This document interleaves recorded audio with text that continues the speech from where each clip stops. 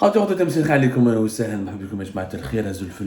poursuivons toujours ce 16 mai 2023, la première émission que nous avions commencé cette fin de journée, entre les dessous un petit peu très complexes. Nous explorons ensemble les dessous très complexes des relations algéro-françaises. Nous venons d'expliquer dans l'émission précédente qui vient d'être publiée tout à l'heure et qui a déjà accueilli pas mal une audience très importante. Je vous remercie d'ailleurs toujours pour votre fidélité, votre interactivité. Merci beaucoup de nous suivre sur YouTube, sur Facebook, même sur TikTok et Instagram. On voit nos vidéos qui circulent, nos émissions, nos articles. Merci beaucoup à vous. Je te rends compte dans la première émission qu'il y a les coulisses des relations algéro-françaises. Il y a les apparences. Dans les apparences, rien ne va plus.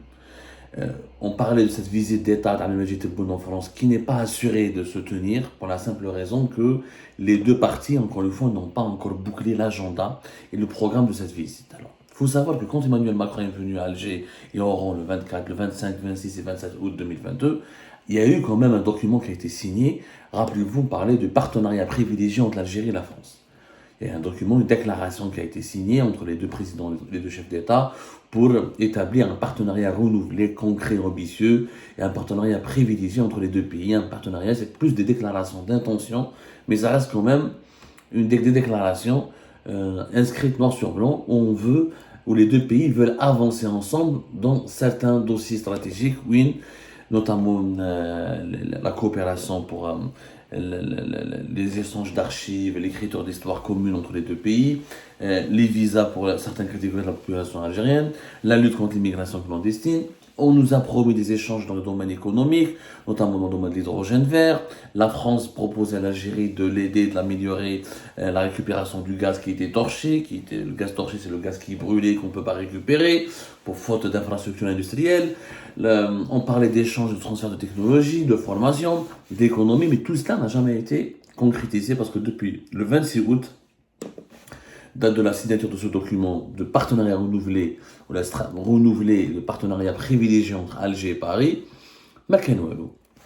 c'était une déclaration d'intention. Mais Macron, quand il est venu à Alger-Oran, il est parti avec un document. Tebboune ne peut pas aller à Paris s'il n'y a pas un document qu'il faut qu'il soit signé. Qu'est-ce qu'il va signer Tebboune à Paris? Tout le problème, il est là. Tout le problème, c'est que quand Macron il a signé un pacte de partenariat, en évoquant certains sujets, Tebboune veut aussi signer un pacte de partenariat à Paris, en évoquant certains sujets. Le seul problème, c'est que quand la France parle d'incubateurs communs de start-up, d'échanges en matière d'économie, de sport, entre les artistes, les historiens, des aides pour la création cinématographique, et bien Tebboune ne parle pas de ces sujets. Tebboune veut absolument arracher à la France uniquement des accords politiques.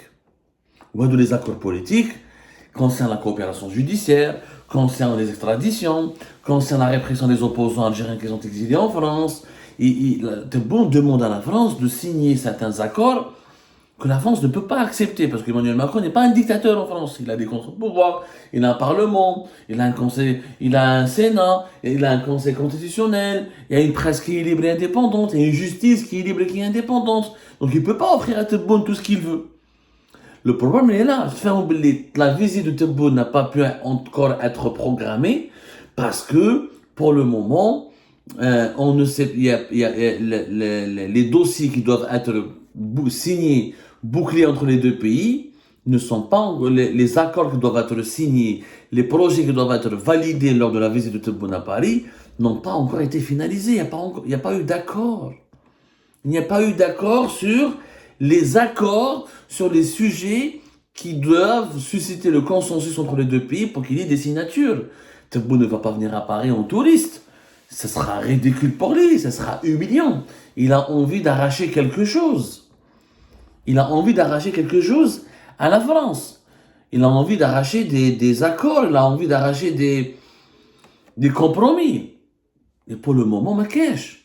Pour le moment, beaucoup de dossiers sont encore non résolus. Il y a un manque de contenu concret à de nombreux accords qui sont en négociation entre les deux pays. Et Tebboune, c'est pour cette raison. Il a bien compris que s'il part à Paris, s'il ne ramène rien avec lui dans sa valise, il sera un président inutile, tout simplement inutile. Il n'a pas envie, lui, il a envie de faire comme Bouteflika a fait en 2001, c'est-à-dire écrire une nouvelle page de l'histoire des relations algéro-françaises en prononçant un grand discours, par exemple, devant le Parlement français. Mais dans ce discours, il doit dire des choses. Et il doit d'abord faire face à des parlementaires français. Certains parlementaires français risquent de le critiquer, de le huer. Parce que, par exemple, les élus de gauche, Jean-Luc Mélenchon, ne sont pas d'accord avec la politique d'Abdelmajid Tebboune, qui consiste à emprisonner les opposants, condamner à mort des journalistes, comme votre serviteur Abdou Samar, à maintenir en prison plusieurs détenus politiques. Donc, est-ce qu'Abdelmajid Tebboune sera favorablement accueilli au Parlement français? Ce n'est pas évident. Ça risque de très mal se passer. Emmanuel Macron lui-même ne contrôle pas en ce moment son Parlement à cause des déchirements et des divisions au sein de la classe politique française en ce qui concerne ce qu'on appelle la réforme des retraites, le projet de la réforme des retraites. Depuis le printemps 2022 jusqu'à aujourd'hui encore, Emmanuel Macron fait face à une fronde politique et sociale importante. Parce qu'il a fait passer ce projet sans un vote parlementaire, parce qu'il n'a pas la majorité absolue du Parlement.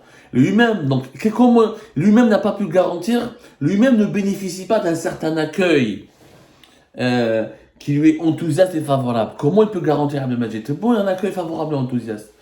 Donc, Macron, il est dans une difficulté, il n'arrive pas à satisfaire Abdelmajid Tebboune.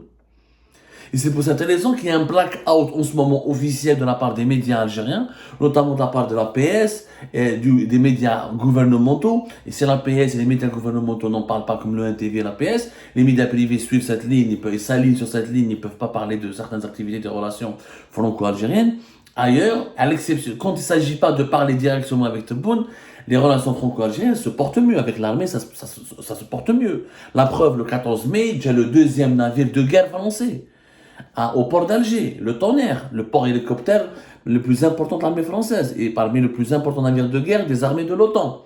L'armée française et algérienne, depuis 2021 et 2022, ils ont lancé l'activité de coopération opérationnelle, qu'il s'agit d'un exercice, qui s'appelle l'exercice d'entraînement commun entre la marine française et la marine algérienne. Et cet exercice s'appelle Raïs Hamidou, du nom de Raïs Hamidou. Cet exercice se passe très bien. En septembre 2000, ça a commencé en 2021. Avec l'escale d'un bâtiment de guerre français à Djindjen, du côté du Djindjen en Algérie. Ensuite, en 2022, des navires de guerre de la marine algérienne du 12 au 18 septembre, ils ont participé à des exercices au large de Toulon, au sud de la France. Et ouais, de l'activité de coopération opérationnelle prouve que le partenariat direct avec l'armée, avec les institutions sécuritaires, fonctionne mieux, il est beaucoup plus fluide, il est beaucoup plus efficace, comme je l'ai dit dans la première émission. Pourquoi? Parce que l'armée algérienne n'exige pas à l'armée française des revendications politiques ou des compromis politiques. C'est une coopération technique sur des enjeux communs, sur des dossiers communs, sur des valeurs communes. On est d'accord sur ça, on collabore ensemble. Les sujets là où il y a des désaccords, on les met de côté. Et ça se passe mieux. C'est pour ça que ça se passe mieux. C'est pour ça entre 2021 et 2022, les marines françaises et algériennes connaissent une certaine... ça avance bien, il y a il y a un enrichissement mutuel. Et la visite de Schengen à Paris a été une réussite. Tebboune n'a pas pu encore venir à Paris.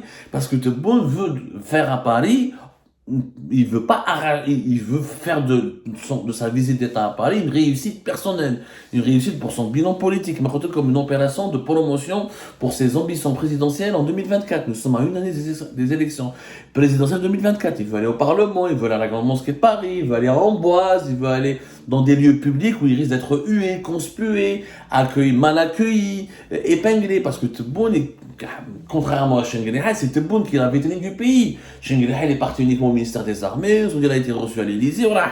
Il n'est pas allé dans des lieux publics.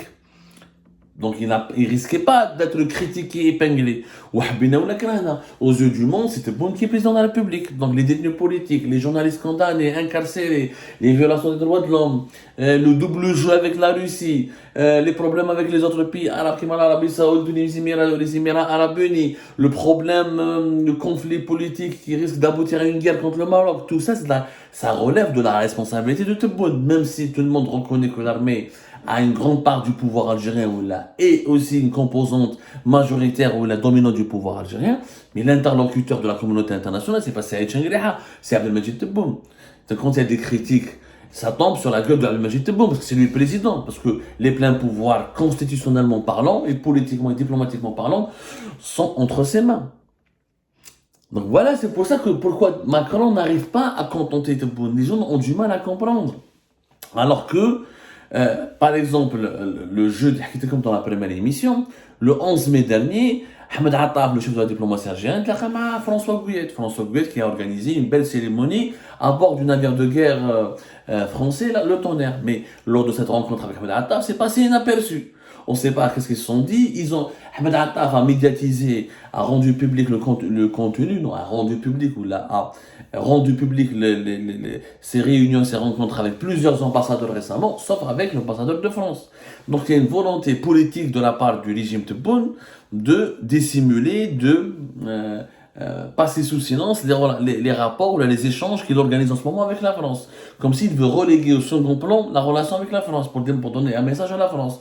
Tant que nous n'avons pas trouvé tant que nous n'avons pas calé une date précise pour l'arrivée de Tebboune à Paris, tant que nous n'avons pas finalisé le programme commun pour la visite de Tebboune à Paris, tant que nous n'avons pas arraché des accords qui sont jugés favorables pour Abdelmajid Tebboune et son entourage et son clan, et ben les relations franco-algériennes sont gelées, sont bloqués. Il n'y a pas un projet économique entre la France et l'Algérie en ce moment. Car il y a Auchan, mais c'est un partenaire avec un groupe privé ou un seul magasin. Il n'y a que le projet Auchan qui a été débloqué. Tous les autres projets sont très discrets, pour ne pas dire gelés, carrément oubliés. Donc, parce que, justement, le dialogue sécuritaire, s'il est stable, il est beaucoup plus efficace parce qu'il n'obéit pas à des considérations politiques. Le dialogue avec Abdelmajid Tebboune, il est instable, il est tout le temps, il subit des crises cycliques, il bloque, il n'avance pas, parce qu'Abdelmajid Tebboune, encore une fois, veut satisfaire des intérêts politiques, il veut obtenir de la part de la France certains engagements, ou là il veut obtenir de la part d'Emmanuel Macron un certain traitement de faveur qu'Emmanuel Macron ne peut pas lui offrir. Parce qu'Abdelmajid Tebboune est un dictateur qui a une mauvaise image, l'image d'un homme infréquentable, instable, très agressif. Il met en prison tout le monde. Le pays, il est asséché sur le plan des libertés publiques et individuelles. Le pays, il est fermé. Il y a une crise de légitimité des institutions. Donc, Emmanuel Macron, même s'il a beau vouloir aider Abdelmajid Tebboune, il ne peut pas s'afficher longuement à ses côtés. Il ne peut pas prendre le risque de se compromettre énormément pour ses beaux yeux. C'est pour ça qu'il y a des accords. Tebboune veut obtenir un nombre précis d'accords sur un nombre précis de dossiers pour que sa visite à Paris soit une réussite. S'il ne parle pas au Parlement français, il ne pourra pas prétendre, il ne pourra pas se targuer d'avoir réalisé une grande visite d'État en France. Comme par exemple, il veut exactement emboîter le pas à un certain Abdelaziz Bouteflika lorsqu'il est venu en France en 2001, où il a fait une visite éclatante. Et le Bouteflika de 2001, le Abdelmajid de 2020, le Abdelmajid Tebboune de 2023 n'égale pas encore, ni au niveau du prestige, ni au niveau de l'influence, le Bouteflika de 2001. Et ça, c'est malheureux. Alors, c'est malheureusement l'un des facteurs de blocage dans le développement actuel des relations algéro-françaises. Comme ça, nous reviendrons sur ce dossier avec d'autres révélations, d'autres indications dans nos prochaines émissions, Inch'Allah.